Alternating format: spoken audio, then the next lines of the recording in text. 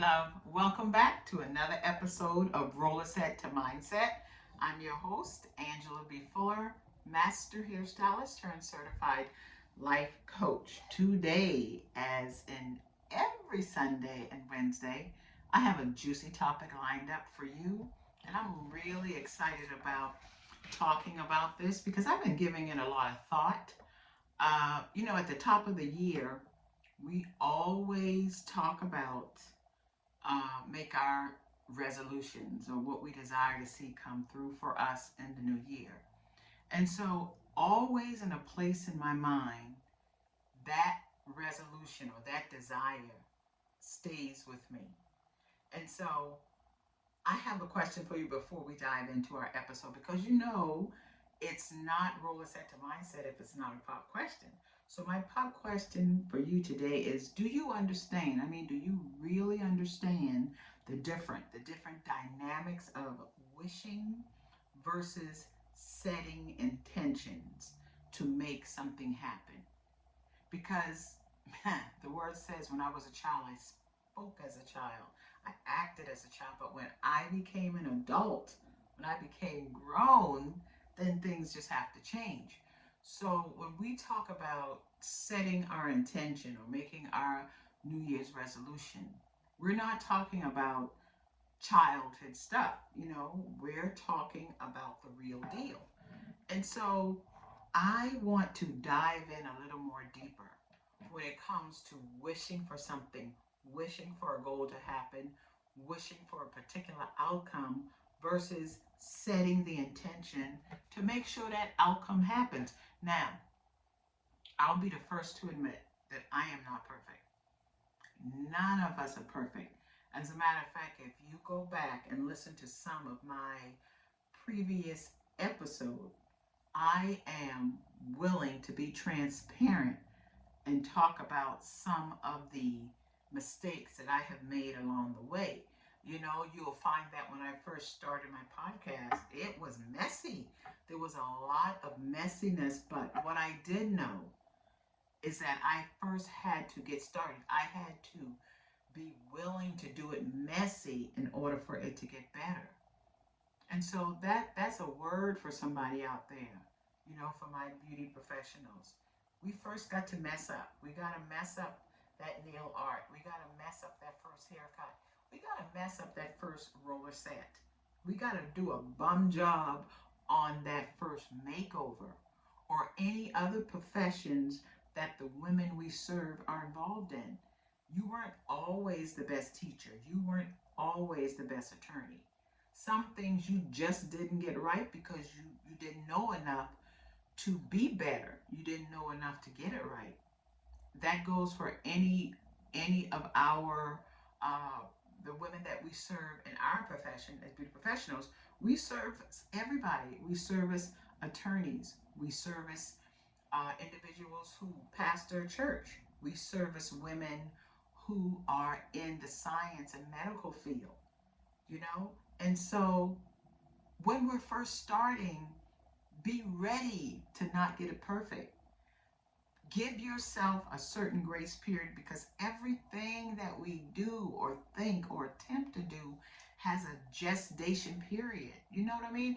If we look at nature, every fruit does not, every tree does not bear fruit in the same season. Everything in life has different gestation period. And all things in nature have to go through a period, and first where it's first is just a seed, and then you water, you give it sun, it breaks through, you give it fertilize, and then you have a little bud, and then things begin to grow and become and multiply, and then whatever is derived from whatever has multiplied, it starts that same process again. So there's always a process of growing and dying and growing and dying. And each time the goal is to get better, to become more fruitful. And so I think if we follow that plan, if we try and stick to the the plans that created all that we see, that the plan, the beginning plan, and if we stick closer to following that plan, we will find that everything's going to work out all right. We already know what the end is going to be, but we just have to have the patience and the willingness to allow it, the process of bearing fruit. So when I sat down and thought about wishing, when I looked at my own life and I look at and I remember the conversations that I've had with my clients over these past 30 years, or I remember the sessions that I've had with clients that I have coached, wishing does not require action, physical action. The only thing we're doing when we're wishing is exercising our imagination. Now, imagination has its place because without it, nothing happens. But when you are just, it's like, I don't know how many of you have ridden on a train.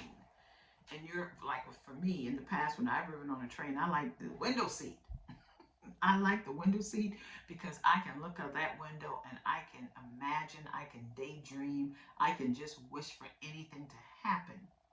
But as long as I'm just sitting in that seat and letting my mind run wild, nothing is going to happen. And so that is wishing because it didn't require any physical action for me to take something from point A to point B. It all stayed in my mind. And the other thing about wishing, when we wish, and come on now, I know you all know what I'm talking about. Wishing really doesn't require any concrete planning. You know, you can wish for a thing.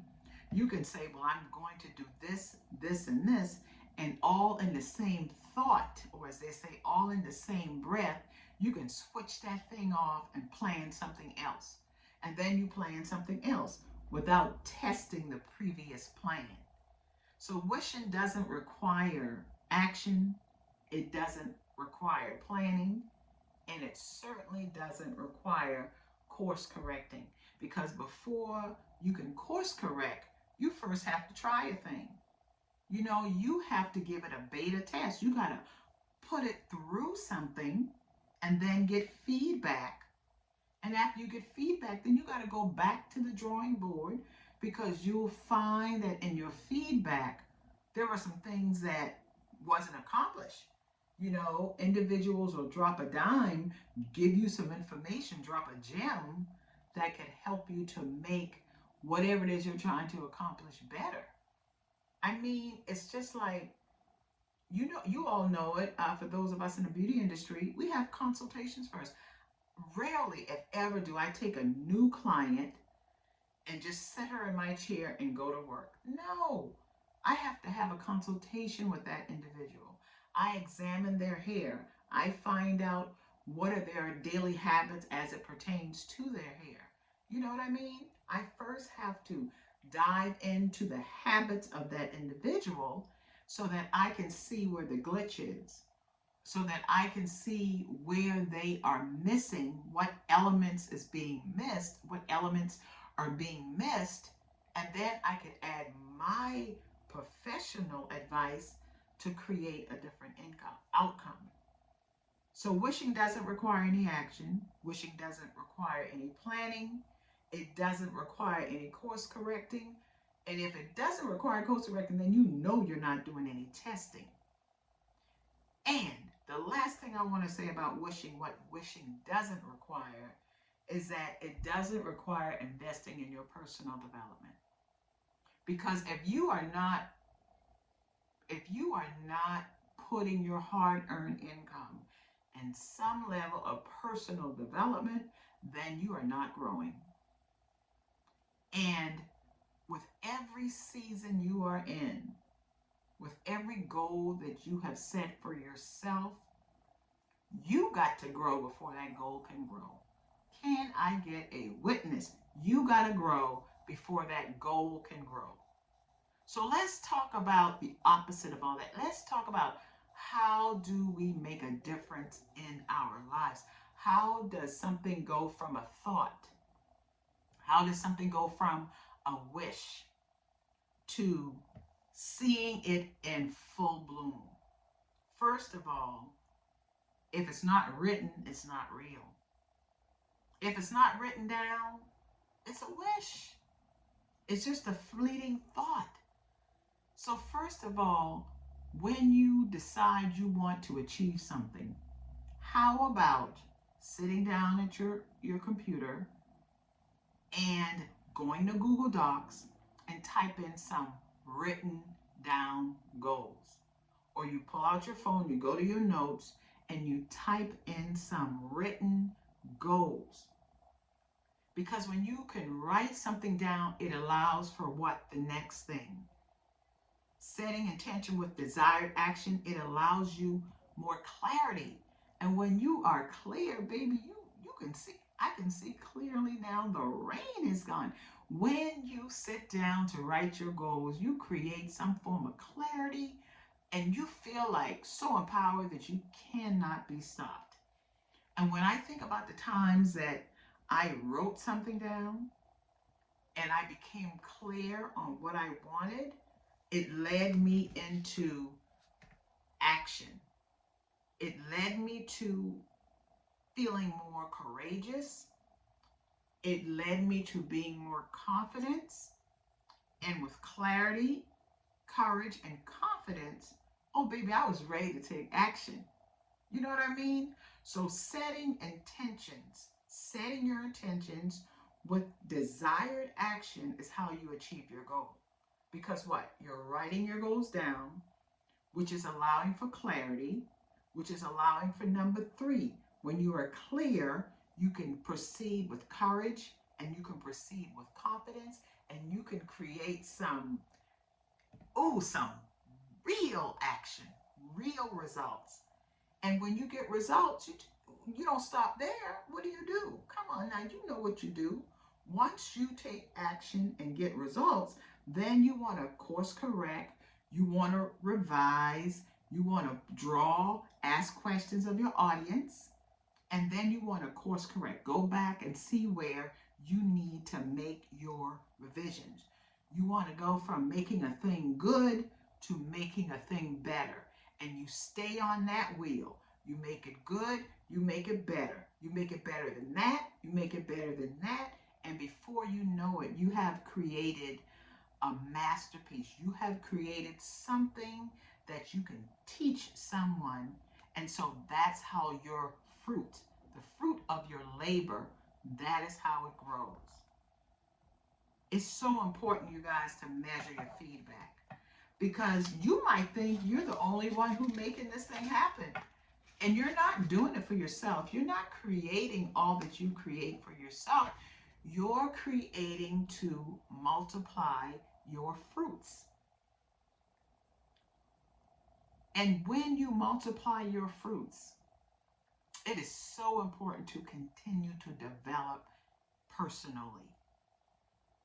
Because when you don't develop yourself personally, you will find yourself remaining stuck.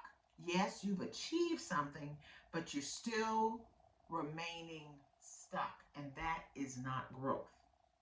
So, what I'm suggesting is when you don't develop personally, yes, I'm suggesting that it causes you to remain at a level of immaturity, and sometimes it keeps you invisible. Do you get what I'm saying? When you wish for a thing, you allow yourself to remain small because you're not stepping out and creating for others to see. You're keeping yourself invisible. And when you are invisible, it's easy to live in a fantasy. It's easy for you to think, it's easy for you to develop an illusion of grandeur when it comes to yourself. Until we test what we've created with the opinions and with the absorption of your stuff from other people, you have no way of measuring it. So don't be afraid of putting your work out there. Don't be afraid of putting your ideas out there. It can only get better. You know what I mean?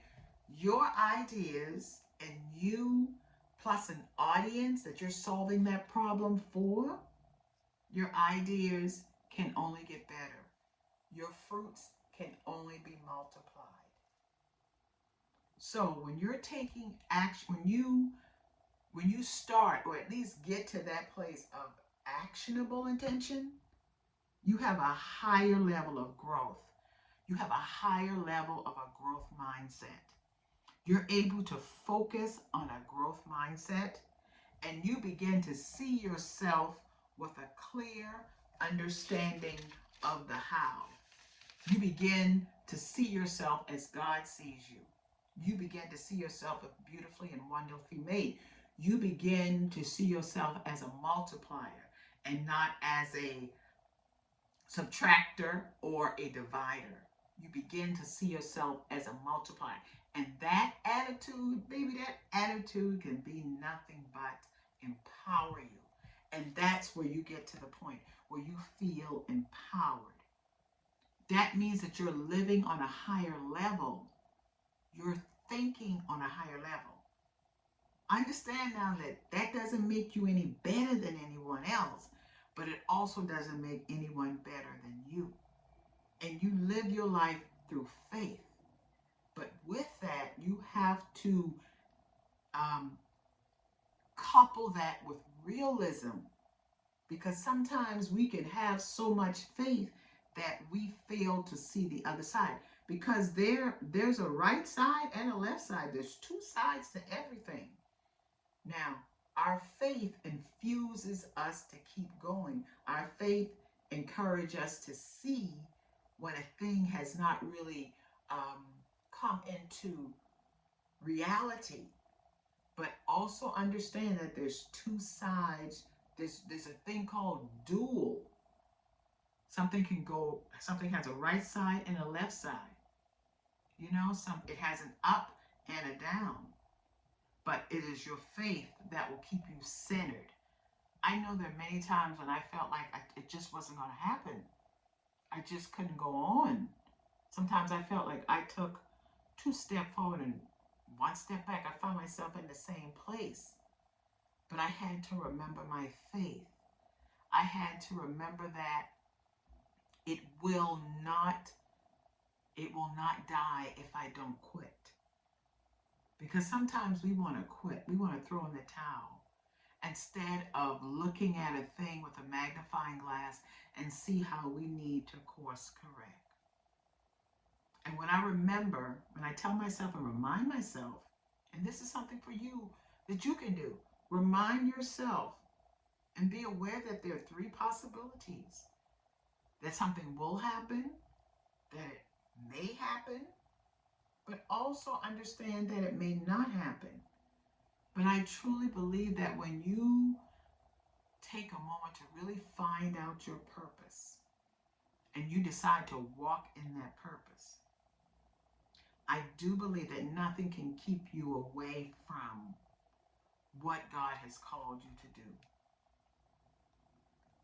We all have a role to play. And when we find out what that role is, what our purpose is, then we just have to play it. We have to course correct. We have to test it. We have to revise it. We have to put it out in the marketplace, even if it's messy, because that's where everything grows.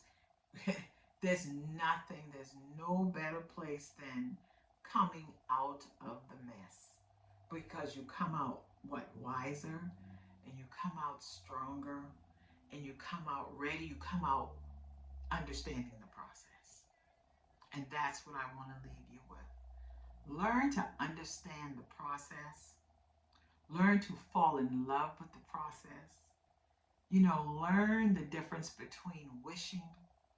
Learn the difference between setting actionable intentions with faith and with work and with understanding and with faith and with works and with understanding. I truly hope you got something out of this episode. And if you did, please, please, please share it with someone and like it, share it, comment, because that allows me to keep bringing it, and that allows me to keep reaching a larger audience, which leads to greater impact. And that's why I'm here to create impact and to empower women to be all that they can be. I'll talk with you soon. Okay?